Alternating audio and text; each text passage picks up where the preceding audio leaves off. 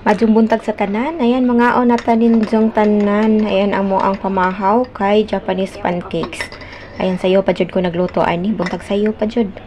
Kay naa magud ni mga sagol ko tika ayo ni himuon kay naay mga sagol nga kanang cabbage unya balik usa ka buok nga cabbage ang akong gisagol ani kay daghan-daghan mo diri ang mga unom ka buok.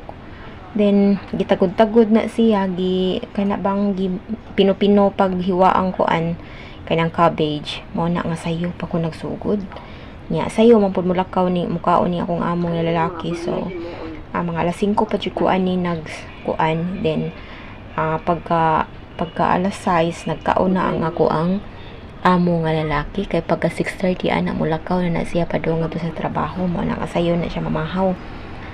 So kaning kuan ang akong ingredients aning akong gihimo nga Japanese pancakes: isa ka buok cabbage, then tulo ka buok nga itlog, pasayan, gatas nga liquid, kanang Japanese pancake flour, unsa pa, basta maura man siguro na. Then ayan, maura na siya ang ingredients. So maura na maura gyapon siya pancake, maura gyapon i-fry. Ana ka diferensya lang ang pancake kay dili naman na siya nimo butangan og kanang kuan mantika.